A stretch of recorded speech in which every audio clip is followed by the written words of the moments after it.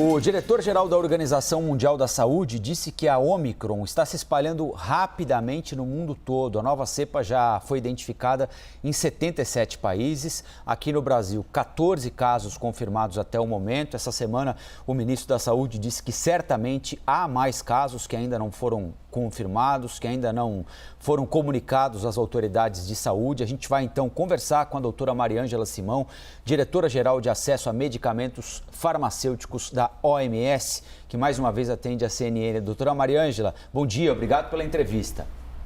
Bom dia, Rafael, bom dia a todos e todas.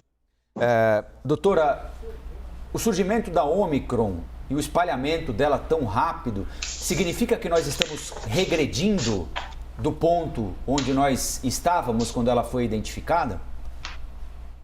Veja, eu acho que é difícil dizer que estivesse regredindo, porque a Delta, que é a variante ainda dominante no mundo, estava agraçando na Europa de uma forma bastante, o ressurgimento de casos após o verão, de uma forma bastante importante, com vários sistemas de saúde se tornando fragilizados por conta do acúmulo de pacientes, né?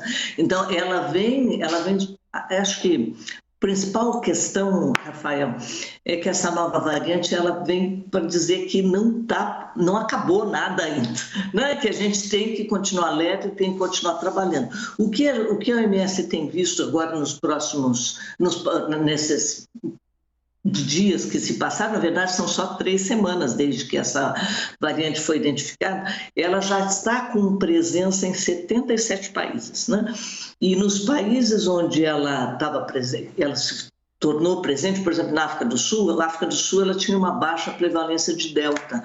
Na África do Sul, a Omicron tomou conta muito rapidamente, né? Então, o que a gente fala que ela tem uma alta taxa de crescimento, ela tem essa capacidade disso. E a gente agora tem um estudo que saiu essa semana, hoje é a quarta-feira, do Reino Unido, mostrando também uma modelagem, né, um estudo prospectivo, que ela pode ser a variante predominante até o final do ano no Reino Unido. Então, onde ela está se instalando e se reproduzindo rapidamente. Doutora, apesar dessa rápida expansão da variante Omicron pelo mundo, em 3 semanas, nós conversamos aqui no início da chegada dela, a gente teve só essa semana a notícia da primeira morte de um paciente infectado pela variante. Eu lhe pergunto por que a OMS ainda está fazendo bastante esse alerta para as pessoas pela prevenção, se temos 3 semanas e uma morte só, e ainda tivemos uma notícia da Pfizer, né, de que com 3 doses é possível ter uma eficácia contra a variante.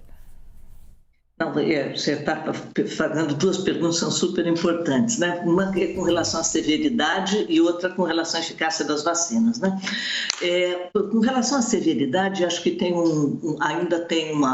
tendo uma percepção pública que ela é menos severa, né? E que os casos são mais leves. A gente ainda não pode dizer isso com certeza, né? Porque primeiro porque os países, principalmente os países onde ela afetou mais no momento, por exemplo, que é a África do Sul, está afetando pacientes jovens, né? E o paciente jovem, você sabe que pessoas mais velhas, doenças com comorbidade, eles reagem pior a esse vírus, né? Qualquer que seja a variante, tem pessoas que têm mais risco de adoecer mais gravemente e morrer. E a população que está sendo afetada na África do Sul é uma população basicamente jovem, né? E no Reino Unido você tem um quantitativo de pessoas que não estão vacinadas, né? E também você tem pessoas vacinadas, porque nenhuma das vacinas atualmente previne a transmissão. Então você tem a questão também de que você já tem uma imunidade populacional maior, básica, né? Que as vacinas, de novo, elas não previnem a transmissão. As vacinas atuais, elas previnem o desenvolvimento para doença grave e morte, né? Então esse é um lado.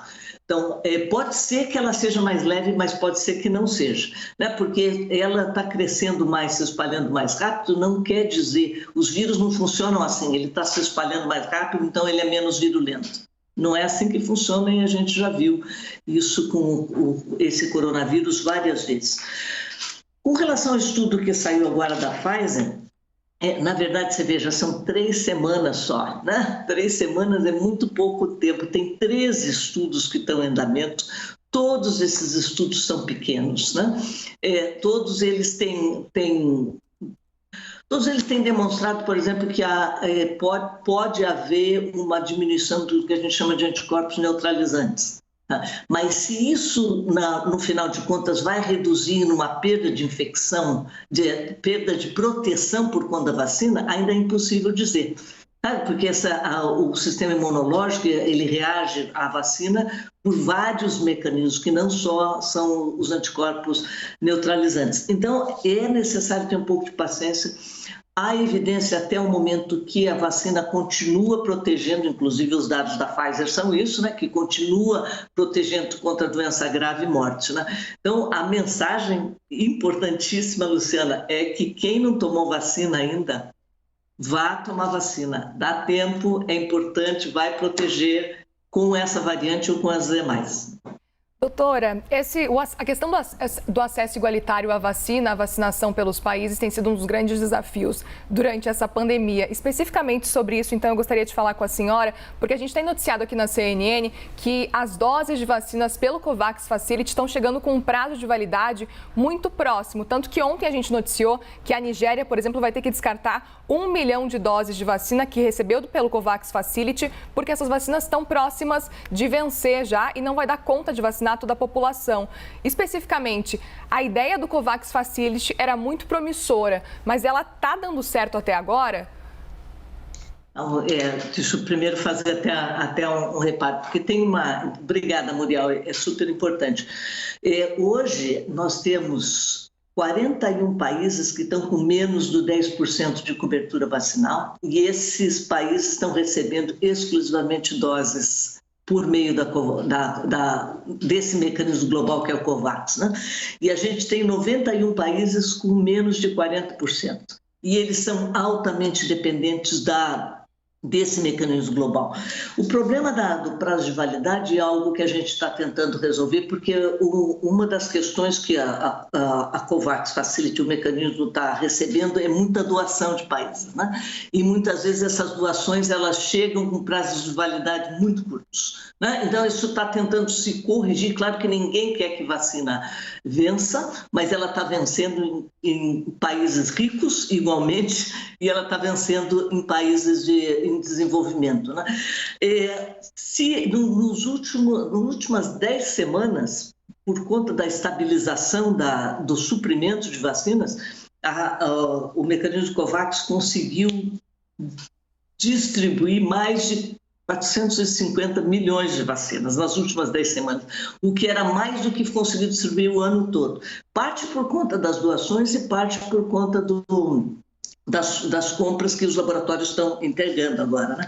Então, a ideia de que COVAX não esteja funcionando é uma ideia, não sei se posso dizer derrotista, né? Porque, na verdade, tem muitos países que dependem apenas das vacinas que chegam por esse mecanismo, né? E é extremamente importante que haja o maior compromisso por parte dos produtores para a entrega dos contratos que estão assinados com o COVAX no prazo certo, né?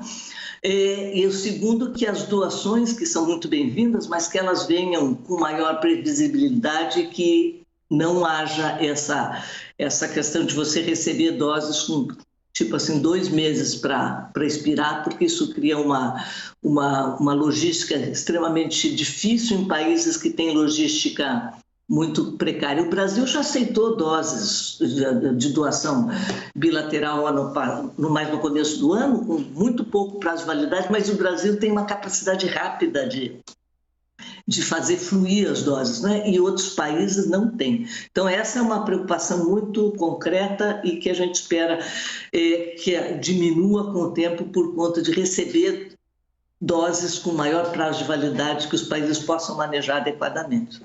Doutora, a senhora sempre que entrevistada aqui reforça a desigualdade na distribuição de vacinas, o que para muita gente é um apartheid a que o mundo está sendo submetido agora. São 41 países com menos de 10% de cobertura vacinal. E algumas farmacêuticas importantes estão dizendo que 2 doses não são suficientes para proteger o organismo contra a Ômicron. A Pfizer, por exemplo, já disse isso. A proteção da AstraZeneca com 2 doses cai também bastante para defender o organismo contra a Ômicron e recomendam a 3ª dose. Ou seja, países que já aplicaram 2 vão aplicar agora, mais do que nunca, a 3ª dose nos seus moradores para defendê-los da Ômicron. E, enquanto isso, 41 países com menos de 10% de cobertura vacinal. O que fazer agora, doutora? Acho que acho que é o debate ético do momento, né? Porque você tem mais 100 países que já instituíram dose de reforço, né? Porque, por exemplo, o Brasil, a 3ª dose é necessária nas vacinas inativadas, como é o caso da Sinovac, da Sinopharm, da Covaxin indiana, né? Esse tipo de vacina, normalmente o esquema básico é de 3 doses, né? Então, está correto, tem que fazer uma terceira dose, não classifica como reforço, né? As 2 doses de outras vacinas, elas têm, já está se considerando também que, por exemplo, que a Johnson & Johnson, que é a vacina da Janssen, que era uma dose só, que ela necessita uma 2ª dose como base do reforço, não base do reforço, desculpa, como base do esquema primário de vacinação. A questão que está colocada é que você ainda não tem... Você não tem uma ciência forte dizendo que você precisa priorizar aquelas pessoas que já tomaram 2 doses no momento, a não ser que elas sejam pessoas que têm maior risco de adoecer grave e morrer, né? Então, a OMS tem um grupo de experts que está trabalhando nessas orientações e com um mapa de rota para os diferentes grupos dentro da população. Não vale fazer o reforço para todo mundo ao mesmo tempo, mas em situações especiais você tem que considerar o reforço da vacina para grupos que já tem, que é o que a gente chama de grupos de risco, né? Então, essas discussões ainda estão acontecendo à medida que a ciência vai evoluindo. O Rafael vai ficar mais claro, a gente espera que começo de janeiro já tenha uma melhor visão. Mas a prioridade global tem que ser de vacinar primariamente quem não foi vacinado ainda. Acho que esse é um ponto extremamente importante, porque nesse pool, nesse conjunto de pessoas que não estão vacinadas, e que você cria situações que podem gerar novas variantes, né? Então, esse que é o ponto agora. Tem que fazer um esforço global enorme.